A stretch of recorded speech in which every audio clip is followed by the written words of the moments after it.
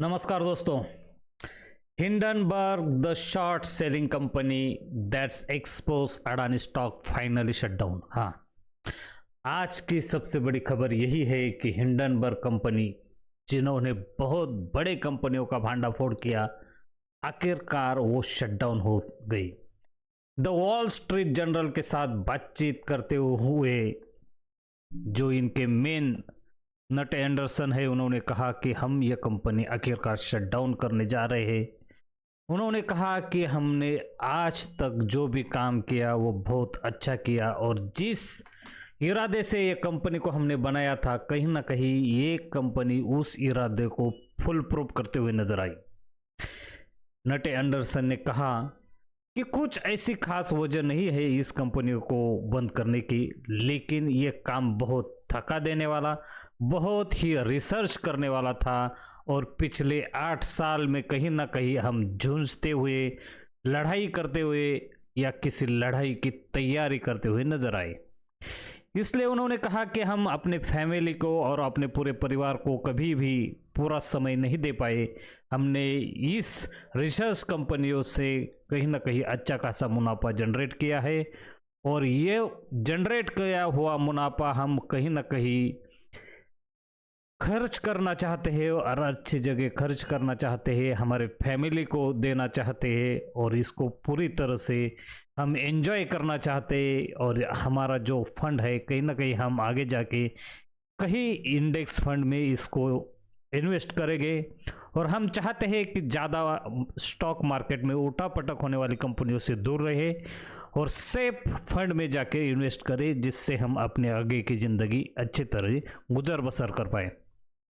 नटे Anderson ये वो शख्स है जिन्होंने अपने दोस्तों के साथ मिलकर हिंडनबर्ग रिसर्च टीम बनाई। इस रिसर्च टीम ने अच्छा रिसर्च किया। इन्होंने 100 से ज़्यादा कंपनियों को एक्सपोज किया, जो कंपनियां अपने शेयर होल्डर को या किसी न किसी बड़े बिजनेस को साथ लेकर अपने स्टॉक का मैनिपुलेशन करते थे, अपने कंपनियों का कहीं ना कहीं ज़्यादा उसे बढ़ा चढ़ा कर दिखाते थे, उसके प्रॉफिट को दिखाते थे और अपने कंपनियों को, शेयर को लंबे समय तक खींचने का काम करते थे। ये उन कंपनियों पर पैनी नज़र रखते थे, इसका रिसर्च करते थे और हर उस तरीके से इन्हें एक्सपोज करने का काम करते थे।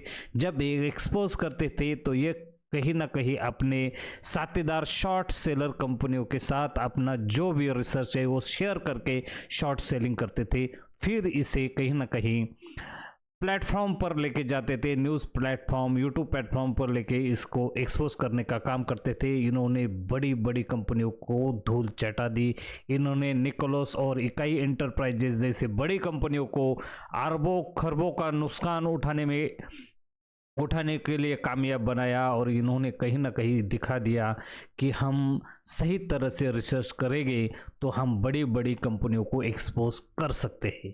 अडानी की कंपनी कहीं ना कहीं इसमें से ही आती है। इन्होंने अडानी की कंपनी को अच्छी तरह से एक्सपोज किया और इन्होंने बहुत बड़ा फंड जो अडानी कंपनियों में लगा हुआ था, जिसके मॉरिसिस फंड के जो अडानी की कंपनियों में जो फंड लगा हुआ था, वो फंड इन्होंने दिखा दिया कि ये फंड कहीं ना कहीं अडानी के फैमिली का फंड है और इस फैमिली के फंड से अडानी के स्टॉक को कहीं ना कहीं मैनिपुलेट किया जाता है। और अडानी के शेयर कुछ हद तक बहुत बड़े हुए थे, लेकिन इनकी जब रिसर्च आई तो अडानी के शेयर 50% से भी ज़्यादा निचले पायदान पर जाते हुए नजर आए। इस शहर से अडानी को अपने जो सपने थे, अपने जो आगे जो भी प्लेटफॉर्म पर उनको जो करना था वो करने में ये नाकामयाब रहे। अडानी फॉरेन इंस्टीट्यूट्स या फॉरेन फंड से फंड जुटाने में नाकामयाब रहे।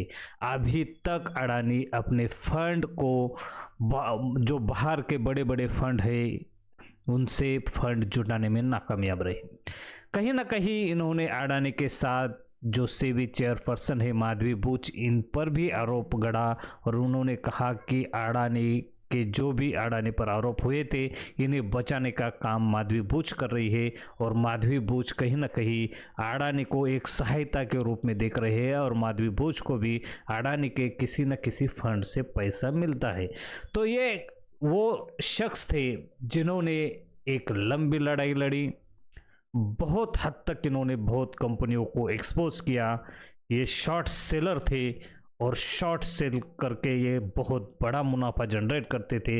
इन्होंने बहुत बड़े अंपायर को टक्कर दी, लेकिन इन पर भी बहुत बड़े आरोप लगे।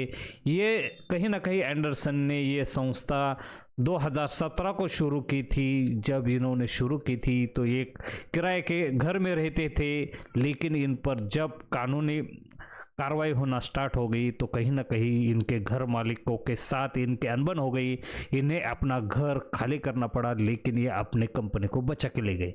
आज इस कंपनी में कम से कम 1 दर्जन से ज़्यादा वर्क काम करते हैं और ये चाहते हैं कि आने वाले जो भी रिसर्च है, किस तरह से रिसर्च करनी चाहिए, कैसी करनी चाहिए, ये हम अपने इक्विपमेंट और यह रिसर्च की जो थ्योरी है, ये आने वाले हर उस रिसर्च को साझा करने की कोशिश करेंगे और उनको बताएंगे कि आप रिसर्च करके बड़े बड़े कंपनियों को एक्सपोज कर सकते हैं, जिस तरह ने उन्होंने अडानी को भी एक्सपोज किया।